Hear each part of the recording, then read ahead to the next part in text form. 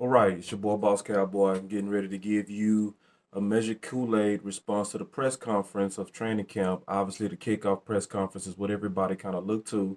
I picked up about seven things. Number one, the drum on Amari Cooper, because obviously um, that's what most people are kind of picking up on, that the illusions that Jerry was giving on Amari Cooper. This is what Mike Leslie said regarding Amari Cooper. Mike Leslie said, Jerry Jones took direct aim at former Cowboys wide receiver Amari Cooper. Without ever saying his name, Jones said that when you make that much money, the bar is higher. Not just about performance, but also availability. Availability had everything to do with it, Jones said. Right. And then Clarence Hill also spoke about that moment with Amari Cooper. Um, and this is what Clarence Hill said. He said, Jerry Jones taking dead aim at Amari Cooper. Said, when you make that much money, the bar is high. It's about availability. It's why are unavailable. Cooper did not get vaxxed last year, and it played a role in him missing 3 games. So, it, that is weird to me because, first of all, I don't think anybody should be penalized for having to make a long term decision on their health. None of us know what the long term consequences are for these vaccines. So, why would you create a lose lose lose situation from what was already a lose lose situation or lose win? Who knows? So the lose lose is obviously the first loss with the pandemic that came out. That's loss number one. Loss number two is that most of American society felt that they had to make an option. The option was take this vaccine, and with this vaccine, hopefully this could help everybody that's around me. But because I really didn't have time to research, I don't know what the long-term consequence is going to be, but I'm going to do what I'm told. So then, and then the third loss could be what just happened to Amari Cooper and what Jerry Jones alluded to. And it's kind of very hypocritical to me because you was able to turn your head at Lyle Collins last year coming in completely out of shape that led to his hip injury, missed the whole season, but yet you gave him another chance. Michael Gallup goes out, freakish injury on his ACL, has had surgery February 10th, but you give him a whole new contract, but you trying to pretend as if availability is everything. No, I'm not falling for it, and the measure Kool-Aid doesn't say that that's one of your main reasons why. It's more petty and it's more personal. Even if it was frustrating you that he didn't go along with it, that's none of our business what anybody decided to do long term and what they felt was best when it came down to that lose-lose situation. All of us was in a loss situation. While people still being penalized over something that happened 2 years ago with the pandemic. So that's my measured Kool-Aid take on that. So number two, Kelvin Joseph. So with Kelvin Joseph, Michael Gelkin came out and said Cowboys owner Jerry Jones said he hasn't received clarity from NFL on whether cornerback Kelvin Joseph, despite Dallas police clearing Joseph of criminal wrongdoings in Cameron Ray shooter's death on March the 18th, will be disciplined. Joseph still subject to Lee's personal conduct policy. So, and Jerry obviously stayed away from that. He know better than to kind of show confidence in that and piss off the NFL and get them even more determined to show that they're his boss. He basically just kind of stayed away from that. But I already gave my take on that. Make sure y'all go check out that video. I'll leave a link in the description. But I gave my full analysis on that, and I think that's something you really should check out. But basically today, at the press conference, Jerry just basically shied away from it, which I'm glad he did. Number three, this was kind of like a subtle clue.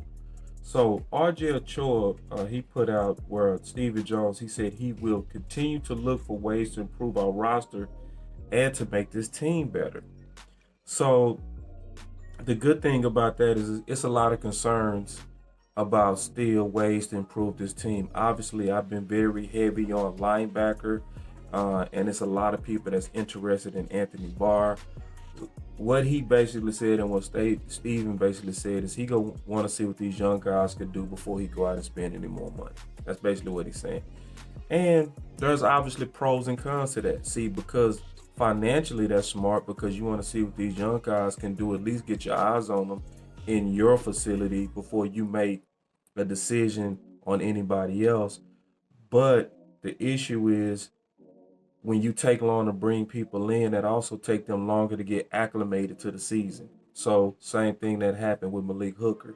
Yes, they started training camp last year, and then they saw from training camp we probably need to bring in more competition. Malik Hooker worked out, but at the same time, it took them longer to get him worked into the games and in the season because now he got to get caught up on everything that was missed in OTAs and all in the mini camps. So the longer you take to bring these guys in, because you're being financially prudent, it actually makes it harder to get them acclimated, which makes it harder for the season. So this is, Stephen Jones being Stephen Jones, where he always focused on the dollar and he looking at the dollars more than he's looking at the football team. His primary focus is always going to be the economics and not the impact of the football. And we should know that. But at least we also know that there are some possibilities for some swing tackles, some linebackers, maybe a receiver, depending on how these guys look. Because he's saying, hey, based on how these guys will look in training camp, maybe I'll open up the purse. That's what I got out of it. Number 4, the fourth thing that I got was obviously Michael Gehlken again came out and said Cowboys owner Jerry Jones said he considers team in better shape to make a Super Bowl run this season compared to this time last year. Points to Mike McCarthy and his staff and makeup of players, both those who were here in 2021 and those since acquired. So this is the funny thing about that. That's Jerry marketing and trying to get our hopes up in the season. Most people not buying it that we're better. Most people don't believe, especially in the receiver room. Now you can make a case potentially that losing Randy Gregory is not going to hurt us as much with Fowler and Sam Williams. I can agree with you. I can also agree with you that maybe losing Connor Williams is not going to hurt as much with Tyler Smith. But nobody believes that this receiving core is better without Amari Cooper. Nobody believes that. And Jerry doesn't believe that. The key is in this answer because they did a follow-up and they said, why do you believe that? He said, because of this guy right here. And he was talking about Mike McCarthy. So just look at the question. He said, is this team better than last year? Well, Mike McCarthy was here last year. There's nothing different between Mike McCarthy being here now and last year. So how does that make you better? So that didn't even make sense. And then he starts saying, and the supporting cast. Who did we lose? Like, I think we lost the receiver coach. Are you telling me the receiver coach is the reason why you feel so much confident that we better? It was the receiving coach. So it's one of those things when you measure the Kool-aid, common sense kicks in and tells us that he doesn't believe it. But at the same time, this is what we got and this is what we go rock with. But when you can't articulate why we better, I wish he would have just said, I feel like we got better at left tackle. I feel like we do just as good or better defensive end. And I think we didn't really lose that much with Amari Cooper because we didn't even use him. Now, if he would have said that, I'd been like, rock on, Jerry. Rock it. But he didn't. Number 5. Cowboys, this is Michael Gehlken again. Cowboys did not reach a long-term contract with franchise tag tight end Don Shultz this offseason. And he said, I think we ultimately will. I think Dalton is going to be a long-term Cowboy here. Schultz embodies team's emphasis on availability, he said. And I'm not buying that team's emphasis on availability. Because if you had emphasis on team availability, you wouldn't have signed Michael Gallup. Even though it's the right thing to do, it wasn't the business thing to do. It was not. I mean, it would have been unfortunate to send him into the open market with a late-ending ACL injury. That would have came across even cutthroat. At the same time, this is a cutthroat business sometimes And when you're talking about availability, common sense says, would you rather miss about 3 games with Amari Cooper, or like the doctor said, the MDs all said together, we likely won't see Michael Gallup at best to November 10th. So you're gonna miss about 7 to 8 games. So if your real focus is availability, then you would actually do contracts that show that versus the mouth service that says that. So I ain't buying it, and I'm not buying anything they're saying on Don Shultz, but that's my take on the press conference. Number 6. Number 6 is just a little bit messy. People go kind of make mess of this. I don't think it's too much mess of this, but it's an indication of how we think. Because Stephen Jones, according to Mark Lane, said they are monitoring the current QB contracts as they relate to extended Dak. And this is the key part. Stephen Jones said he's always in the back of their mind when it comes to managing the salary cap. So I know my boy Big Game James go take a big bite of that apple because I know my boy. But at the same time, this is something that it makes everybody afraid because Stephen Jones is so cap tight that he's always willing to squeeze a dollar, and here we go with the leverages and the weird comments on Dak Prescott, and that's gonna happen. It's gonna happen, and it still puts the future of Dak Prescott in question. That's what a lot of people go take from that. So number 7, and one of the biggest things is Mike McCarthy coming out saying that there's going to be more opportunities for CeeDee Lamb.